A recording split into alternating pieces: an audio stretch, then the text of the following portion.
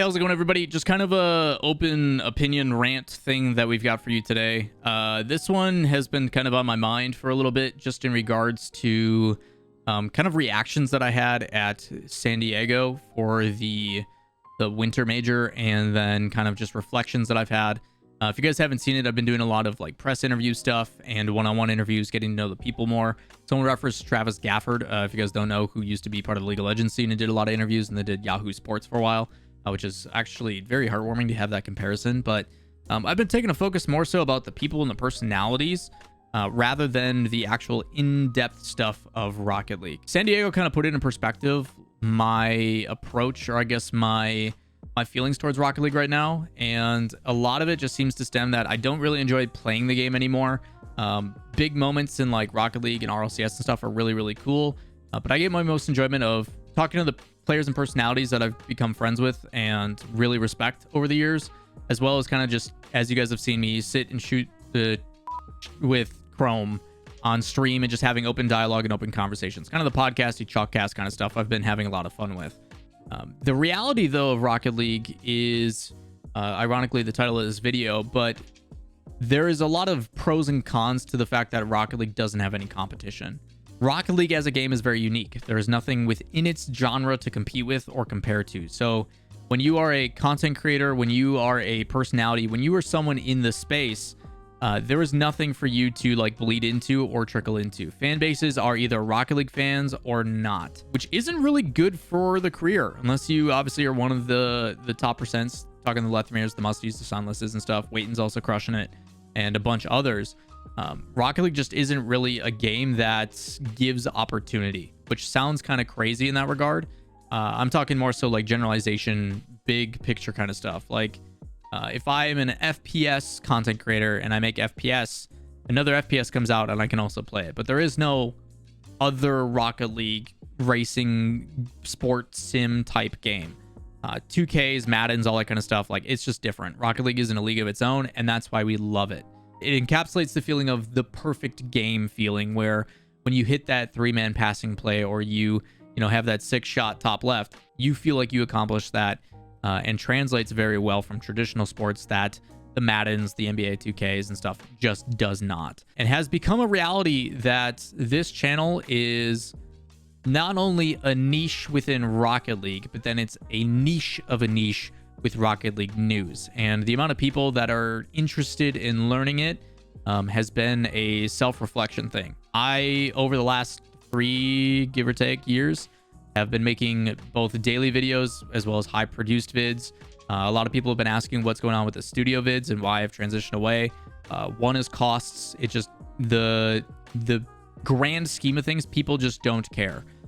Doing stuff in studio at that high production quality with the editing and all that kind of stuff, the viewership does not reflect the difference. The amount of time it takes to put into those videos, as well as produce and edit them down and stuff, even if we do it in a 3-4 day turnaround time, just isn't worth the editing cost. They don't pull the viewership that they could, because we are making a video that caters to such a specific niche within Rocket League. It doesn't really grow to the widespread community. Those videos and the videos that I've been making are more so centered around the people who aren't on the subreddits, the people who aren't like living and breathing the game. It's meant to bring in more of a casual audience, because that's what we need to grow.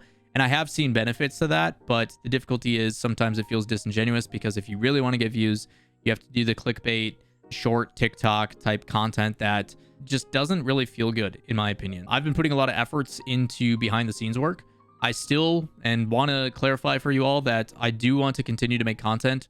What that content's going to be, what it's going to look like, is going to be very passion based, more educational stuff, more things like when I put out that video that was like, why is the esports scene struggling, and educating people on those regards. That's the kind of stuff I prefer to make, rather than like, this is the recap for these videos. If you want to see those types of things, I will still go stream. I will still talk about Rocket League and be educating in that regard. But I also want my streams to become playing the games I actually like to play. Stuff like the looter shooters and ARPGs like Path of Exile and Diablo 4 when it comes out and stuff like that. Like, my streams and the content I make is stuff that I want to enjoy playing.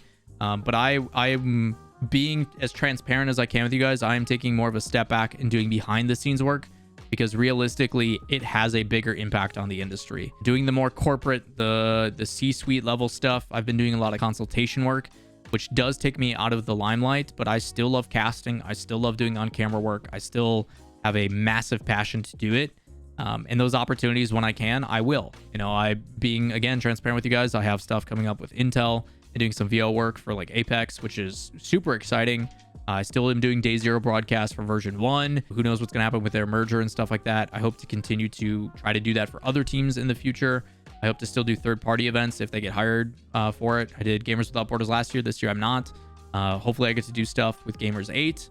Who knows if that'll happen? Who knows what other lands and Gold Rush and stuff like that if I get brought out for those. But I do still want to be part of the Rocket League community. I still want to make content. I still want to do that stuff. But the realities are that Rocket League news is not a profitable thing. Objectively, when you look at stuff, even like John Sandman, who has 1 million+ subs, trying to make it to his widespread audience where they immediately get that sub notification bump, still pulls less views than the stuff that we're doing. So while I am appreciative of that we have garnered the community and the fan base that I have here, the reality is there is no real room for growth. I recognized this a long time ago and have noticed that stuff has plateaued.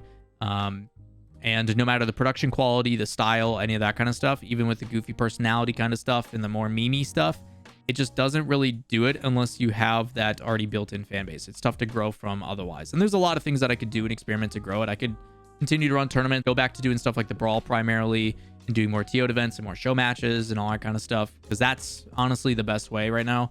If you look at anybody across the board, the best way to get viewership is focused on the esport or being very, very, very good at the game, which I just don't have the time to grind it anymore. I'm also old. My hands can't do it. Just being transparent with you all as kind of a overarching recap of everything.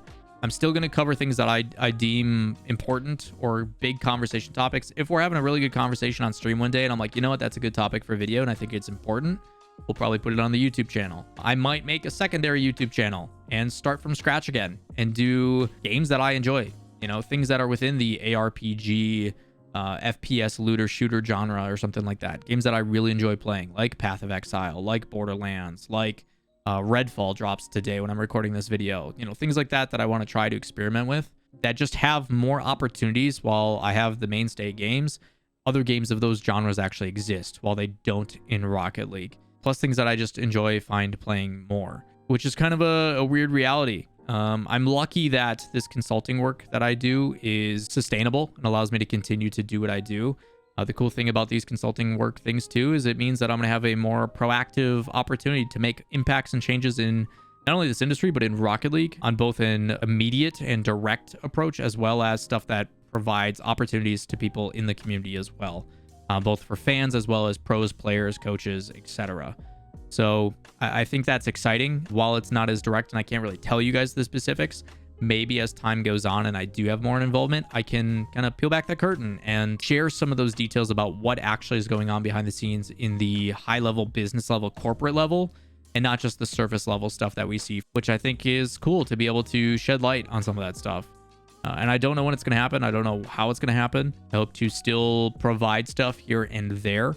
And if not, my Twitch channel, when I am live, is a Q&A session the entire time anyway. Anybody can come over and ask questions, whether it be Rocket League related or not. At the end of the day, I'm a fan of Rocket League and Rocket League esports. That's never going to change. I'm going to continue to watch and support it. Difference, though, is rather than seeing me there as a content creator or as a public figure, I'm going to be a consultant in esports who is working with a team and providing things from my experiences that I've learned over the last 8 years. It's a different reality for me. It's something that San Diego really opened my eyes open to, and that's what I did a majority of my time in San Diego outside of the press stuff. And I still want to do that stuff. I just don't know what those opportunities are going to be that allow me to continue to pay my bills and stuff. I just wanted to be transparent with you all. There's some changes that are happening in my life that are very, very crazy, that are fruitful and positive and allow me to kind of take that next chapter in my career in esports, which feels like is what the last 7-8 years have been building for. I've been working as a self-employed contractor that gets hired, and it's very scary because there's no guarantee that that next contract or that next gig is going to come.